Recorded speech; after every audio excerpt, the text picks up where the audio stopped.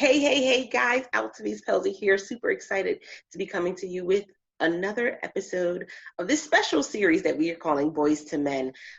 You guys know I'm diehard Philly. Just it's deep in my bones. But it was a discussion I had with one of my guests, and talking about this transformation from boys to men, and most times fatherhood is not really celebrated as it should, and it's not given the respect that it should. So we're taking the whole month of June to celebrate fathers and the father stories that have inspired them. With that being said, I'm super excited to have Brother Bedford as our guest for today. Good morning. Good morning. Good morning. Thank you for having me. Oh, it's a pleasure to have you here. And I want you to let everyone know a little bit about yourself, and then we'll go ahead and dive into today's topic. Wow. You said a little bit, so I guess I'll give the the condensed version as best I can. Hopefully you can hear me clearly. Just came in from my morning run, but I had to get in this space with you on this most important call as we speak to men and gentlemen on how to become better, and hopefully I can share something that would be of value to your listening audience. So for myself, I'm a entrepreneur. That's the best way to sum it up in terms of how people view me. I am a consultant and an entrepreneur. I help people build and grow their businesses. That's my activity, but my mission is to help Black people discover their entrepreneurial greatness and their business greatness. And that all stems from really freeing themselves of self-imposed ideas and philosophy. So my work is a little bit more than just helping people with business. It's really about helping people see themselves a little bit more clearly. So that's what I do. And I've been following you for some time, and I absolutely love what you do. And it leads us right into our first topic, which is, what is a father story or a dad story that has inspired your business? Wow. A dad story or father story that has inspired my business. I'll say, let me turn that into a father story, because my father, my biological father, was not always present, was not present in my earlier life. And then my stepfather worked for the United States Postal Service for, I don't know, 30, 40 years, which was the thing for that generation, was to go to school, get a good education, and get a safe, secure job. And that he did. And he took care of me and my siblings and my mother very well for the length of his life. And he passed in 2008. So he didn't share a lot of business or entrepreneurial wisdom with me, but the fatherhood story that I could tell you probably comes from my mentor, present mentor, Dr. George-Fraser, who I co-host a podcast with as well. And if your listening audience does not know who he is, you should Google him. You should look him up. He's in the Business Hall of Fame. Has been helping Black people build effective relationships and networking for the past 30 plus years. So I would say the story that has impacted me most was actually my first project called Conversations with Black Millionaire Entrepreneurs. It was an idea that I had to interview successful Black millionaires. I was reading a book at that time, and there was only one Black person in that book. That book was called Conversations with Millionaires, and in that book was Wallace Famous Amos. He was the only Black person in the book, and I thought, wouldn't it be a great idea if someone interviewed successful Black people that were millionaires and successful at business? And I was reading a book at that time, said, I'm going to do it. And I was reading another book, two books. It was Success Runs in Our Race by Dr. George-Fraser. And the other book was Think and Grow Rich, A Black Choice by Dr. Dennis Kimbrough. And I said, well, I'm going to give it a shot. And I called down to Cleveland, Ohio to secure my first interview with Dr. George-Fraser. And the, I guess, assistant at that time, she was very adamant to tell me that Dr. Fraser was not interested in doing an interview with me over the phone. I wasn't CNN, I wasn't Wall Street Journal, I wasn't any of these big publications. I was just a brother from the east side of Detroit who had an idea about interviewing Black millionaires, and she didn't think that was a great idea. I was persistent. I asked her, could I leave my name and number, and if Dr. Fraser was interested, he could give me a call back. She said, well, just leave your name and number, but you should try back in 6 months. I don't think that he'll, do anything before then. So I hung up the phone and my heart just dropped because she deflated my little ego with the idea that this probably would not work. But lo and behold, 5 minutes later, my phone rang and I heard airport noise in the background. And it was Dr. Fraser. And he said, young man, this is Dr. Fraser. And I hear that you want to interview me. And I don't know if you can see right now, I'm doing this, showing you how my chest is pumping very hard this time. I'm nervous, right?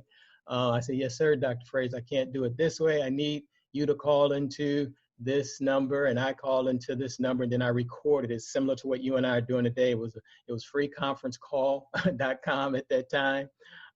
He called in, I called in. We had an hour and 45-minute conversation.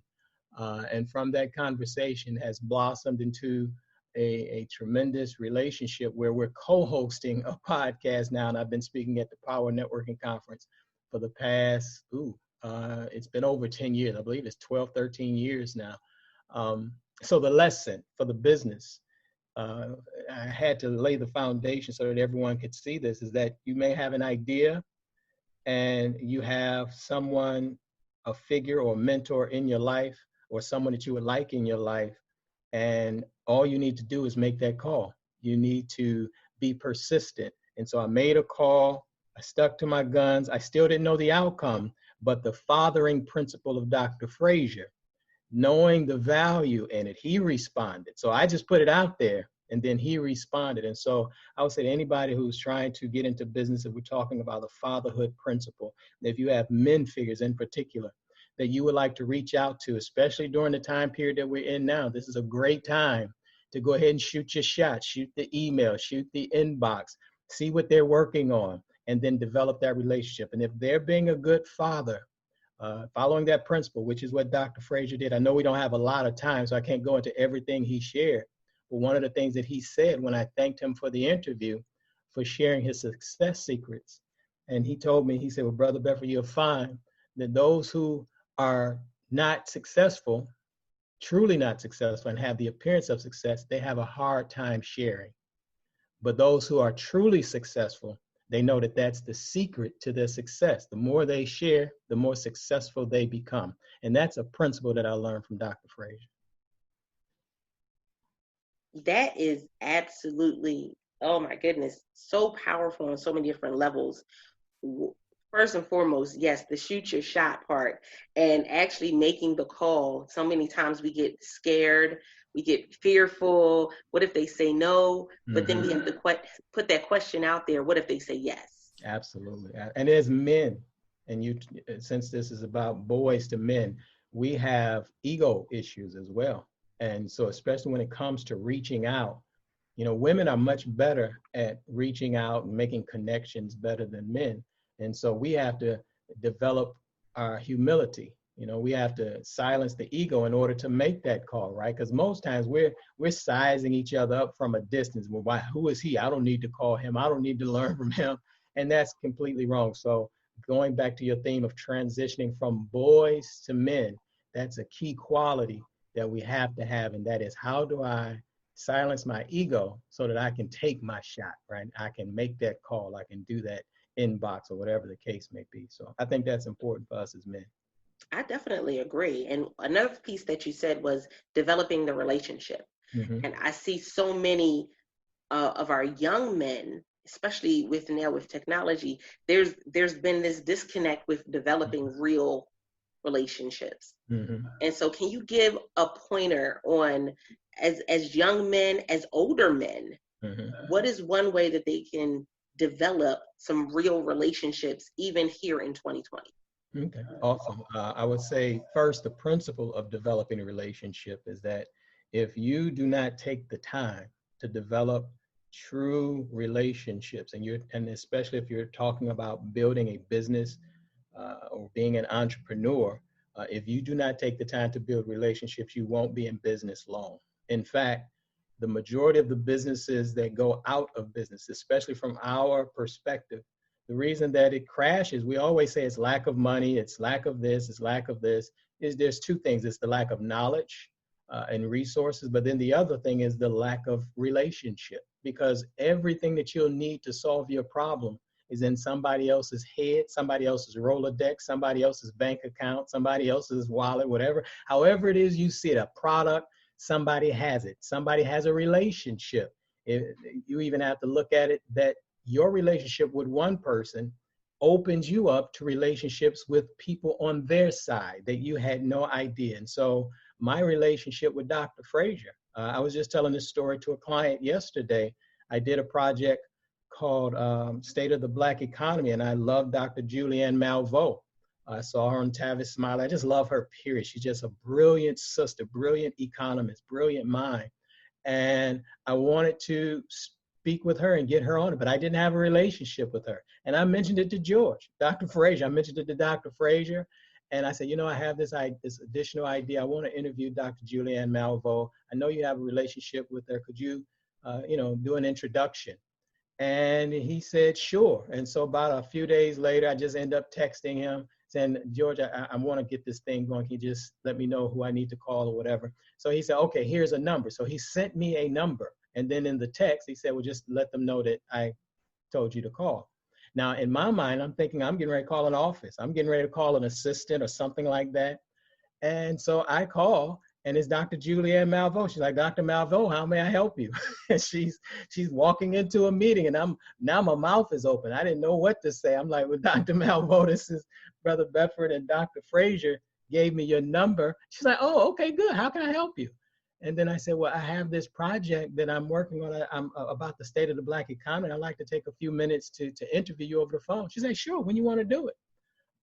So again, the relationship happened just like that. So that's the value of having effective relationships. It's not just the one-to-one, it's the one-to-one, but then on the other side of that one, especially if they are a person that builds effective relationships, they have a tremendous Rolodex or resources that if they trust you, they will begin to share those resources with you. And so now just to sum up your question is, the value in that is that everything that you need is one person away, one phone call away. Sometimes we're scatterbrained, we're all over the place trying to meet 20, 30, 40, 50 different people. But if you focus on certain key relationships, it can change the trajectory of your life. And it has mine.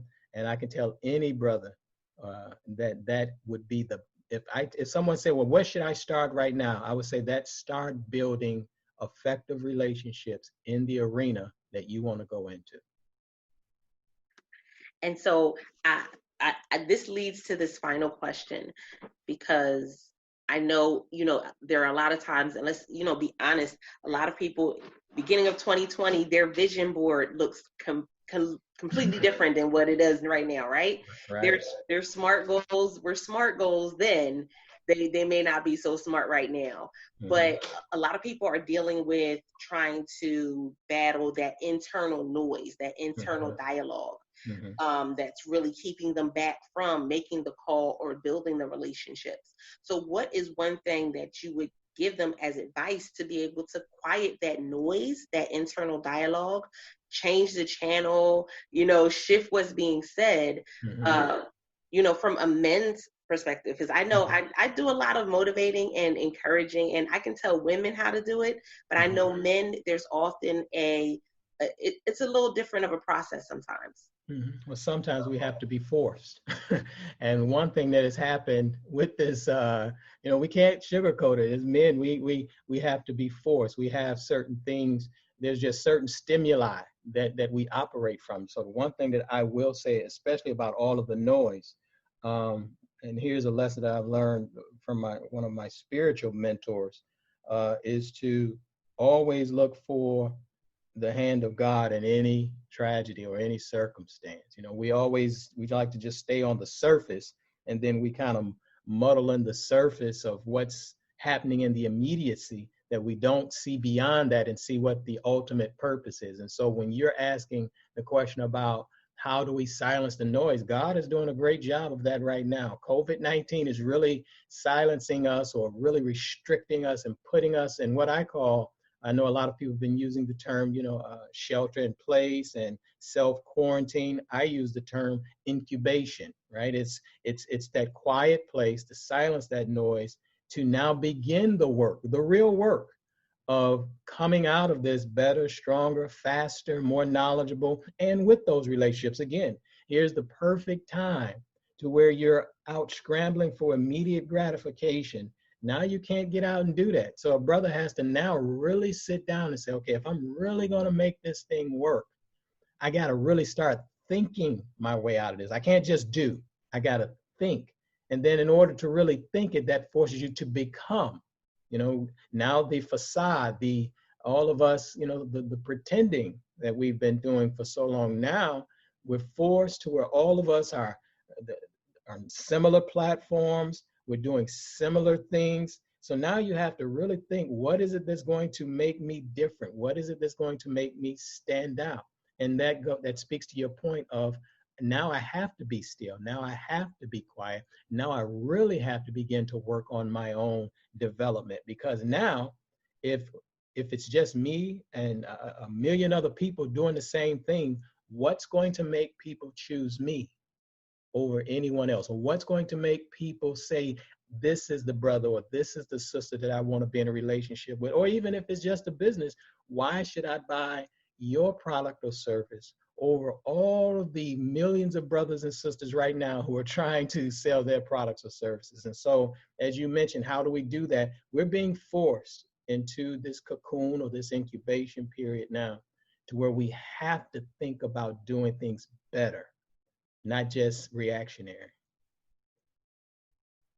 I love it. I love it. I love it. Speakeasy podcast listeners, this is why I was so excited to be able to bring this series to you guys, because I knew that first of all, I'm excited about the men that said yes. Their yes is so important, because there are often times where we do get a lot of no's, but their yes was so important in this instance, because I know of the impact.